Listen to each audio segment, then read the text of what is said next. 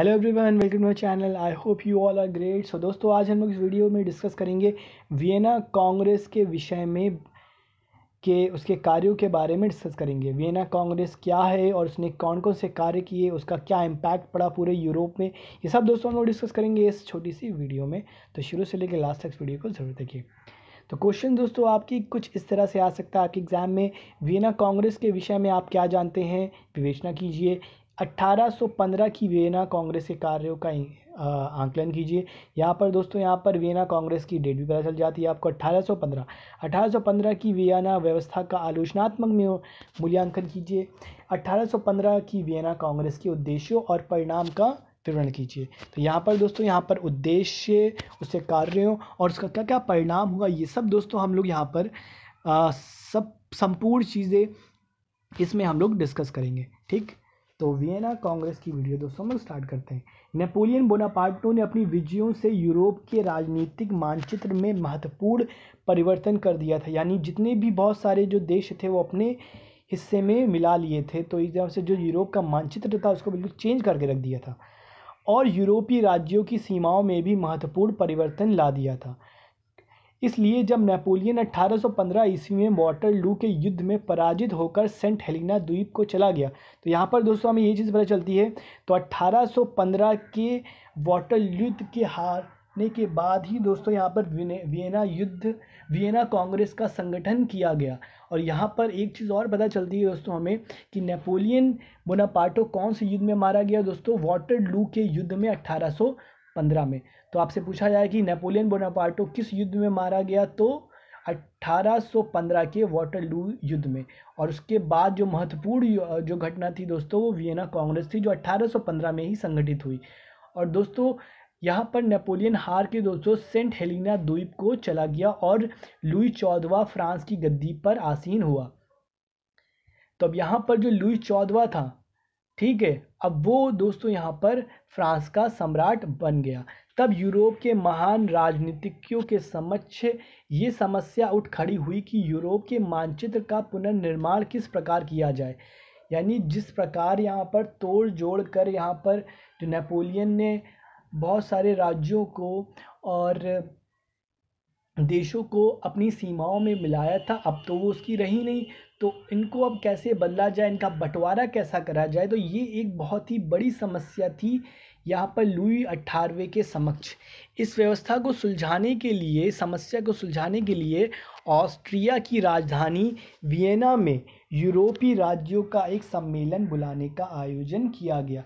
यानी जो देश हैं उनका बंटवारा किस मापदंडों के आधार पर होगा, किस स्केल के आधार पर होगा, इसको दोस्तों सुलझाने के लिए, इसको अच्छे से सुलझाने के लिए, इसके लिए दोस्तों वियना कांग्रेस का गठन हुआ। और दोस्तों ये ऑस्ट्रिया में वियना नाम की जगह पर हुआ, इसलिए दोस्तों हम उसको वियना कांग्रेस कहते हैं। तो एक सम्मेलन बुलाने का आयोजन किया गया। वियना कांग्रेस के सदस्य, अब देखिए कौन कौन से देश वियना कांग्रेस में शामिल हुए वो हम देखते हैं। वियना कांग्रेस में इंग्लैंड के लॉर्ड कैसले, लॉर्ड वेलेजली, प्रशा के सम्राट फ्रेडरिक विलियम तृतीय, हैम्बोल्ट, बेरनाम स्टाइन, रूस के जार अलेक्जेंडर प्रथम और नेस्लॉन ऑस्ट्रेलिया के सम्राट फ्रांसीसी द्वितीय और मैटरनिक फ्रांस के विदेश मंत्री टैलरॉन, पोप कार्डिनेल साल्वी आदि व्यक्तियों ने भाग लिया। इस यानी जो उस समय के मेजर यूरोपीय देश थे, इसमें उन्होंने भाग लिया। इसके अतिरिक्त स्वीडन, डेनमार्क, हॉलैंड, बवेरिया, बर्टमबर्ग आदि राज्यों के शासकों और विभिन्न देशों के बुद्धिजीवियों ने भी वियना सम्मेलन में भाग लिया। इस सम्मेलन की कार्यवाही की अध्यक्षता ऑस्ट्रेलिया के चांसलर मैटरनिक ने ही की और सम्मेलन का संपूर्ण व्यय फ्रांसिस द्वितीय ने वहन किया। वियना कांग्रेस की समस्याएं या उद्देश्य, इनको कौन कौन सी समस्याओं का समाधान करना था, जिसके लिए एक टेबल पे इन लोग बैठे थे इतने सारे देश। वियना सम्मेलन के समक्ष निम्नलिखित समस्याएं थी। यूरोप में शांति स्थापित करने की समस्या, कि यूरोप में जो इतनी बड़ी उथल पुथल बची हुई है, आर्थिक हाहाकार बचा हुआ है, तो उसको कैसे सेटल करा जाए। दूसरा, फ्रांस की सीमाओं का निर्धारण करने की समस्या, क्योंकि जो फ्रांस की समस्या जो सीमाएं थीं वो काफ़ी बढ़ गई थी। और अब क्योंकि जो नेपोलियन था वो हार चुका था, तो अब जाहिर सी बात है, तो नेपोलियन के जो फ्रांस का साम्राज्य तो अब रहा नहीं, तो अब उसको निर्धारित करना था वैधानिक अधिकार को मान्यता। अब कौन कौन से वैधानिक अधिकार रहेंगे दो वहाँ की जनताओं के पास, वो उनका निर्धारण करना था। फ्रांस के मित्र राष्ट्रों को दंड देना, यानी जो फ्रांस का युद्ध में मदद कर रहे थे उनको दंड कैसे दिया जाए। फ्रांस की सैनिक शक्ति में भी कमी करना, फ्रांस को दंड देना, यूरोप में शक्ति संतुलन स्थापित करना, चर्च के प्रभाव में वृद्धि, उस समय चर्च का जो प्रभाव था बहुत ज़्यादा कम हो गया था। क्रांति के तत्वों का विनाश, यानी फिर से दोबारा क्रांति ना हो, उनसे जो एलिमेंट जिनसे जो आग होती है प्रज्वलित होती है उसको एक तरह से निस्तनाबूद कर लेना, उसका उन्मूलन कर देना, अपरूटेड कर देना उसको, इन सब की, यानी दोबारा फ्रांस क्रांति करने की। ये जो दूसरे देश हैं बड़े बड़े, ऑस्ट्रेलिया हो गया, रूस हो गया और ब्रिटेन हो गया, इनके खिलाफ दोबारा फ्रांस क्रांति ना कर सके। तो वियना कांग्रेस के प्रमुख सिद्धांत। वियना कांग्रेस ने अपनी जटिल समस्याओं की सुलझाने के लिए निम्नलिखित सिद्धांतों को अपनाया। क्षतिपूर्ति का सिद्धांत, यानी जितना भी नुकसान हुआ है उसकी पूर्ति की जाए। दूसरा, शक्ति संतुलन का स्थान, कि सबके पास अपनी शक्ति आए। वैधानिक अधिकार का सिद्धांत। वियना कांग्रेस का कार्यक्रम व कार्य प्रणाली। वियना कांग्रेस का कार्यक्रम उसके सिद्धांतों पर आधारित था, लेकिन उसकी कार्यप्रणाली दोषपूर्ण थी। वस्तुतः वियना कांग्रेस को एक कांग्रेस कहना ही निरर्थक है। इस सम्मेलन ने 15 जून 1815 ईस्वी को अपने निर्णयों की घोषणा कर दी। वियना कांग्रेस के निर्णय। वियना कांग्रेस ने यूरोपीय राज्यों के संबंध में बड़े महत्वपूर्ण निर्णय लिए, जिनकी संक्षिप्त विवेचना निम्न प्रकार से की जाती है।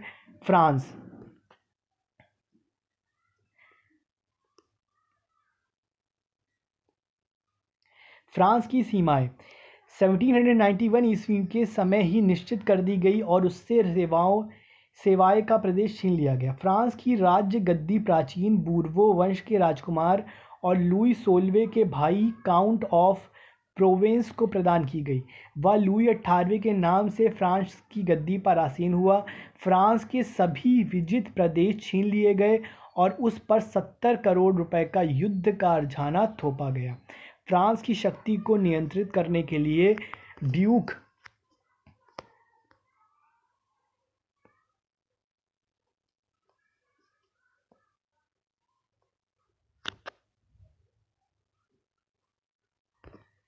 फ्रांस की शक्ति को नियंत्रित करने के लिए ड्यूक ऑफ वेलिंगटन को एक विशाल सेना सहित 5 वर्ष तक फ्रांस में रहने की अनुमति प्रदान की गई, यानी दोबारा फ्रांस में कोई क्रांति ना हो। प्रशा स्वीडन के पोमेरेनिया और राइन के विशाल तटवर्ती प्रदेश को लेकर प्रशा को दे दिया गया। हैनोवर को छोड़कर प्रशा को वेस्टफेलिया का राज्य, पोलैंड का पोषण प्रदेश, थार्न, टेंजिन और सैक्सनी आधा प्रदेश मिला। इन प्रदेशों को प्राप्त कर प्रशा यूरोप का एक शक्तिशाली और समृद्धशाली देश बन गया। ऑस्ट्रिया को क्या क्या मिला दोस्तों?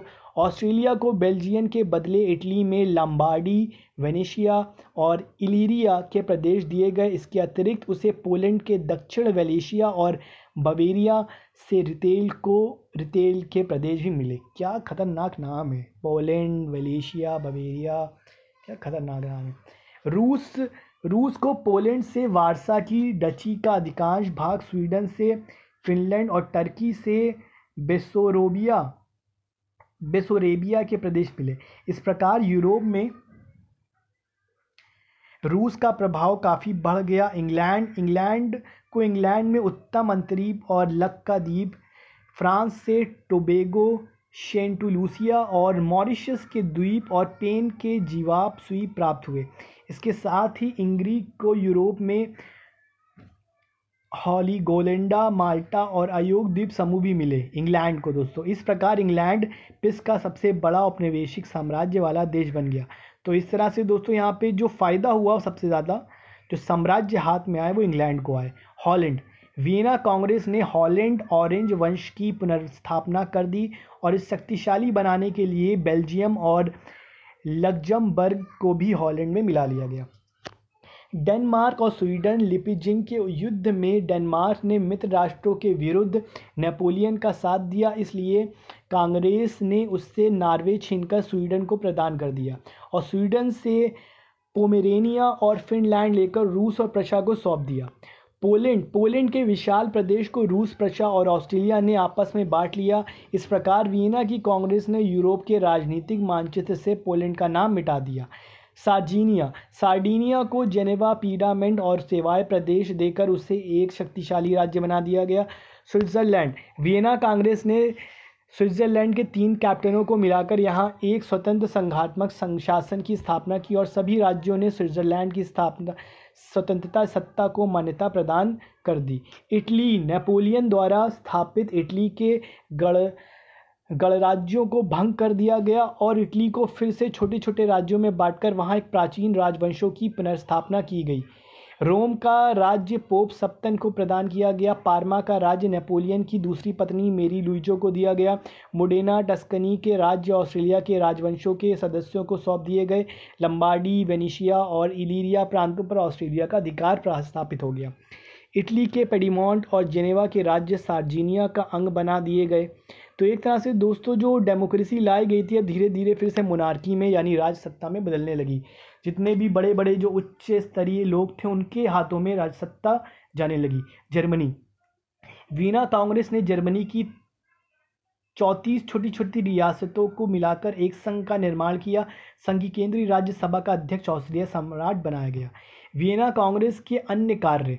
वियना कांग्रेस ने यूरोप का फिर से निर्माण करने के अतिरिक्त कुछ अन्य महत्वपूर्ण कार्य भी किए, जिनका संक्षिप्त विवरण इस प्रकार है।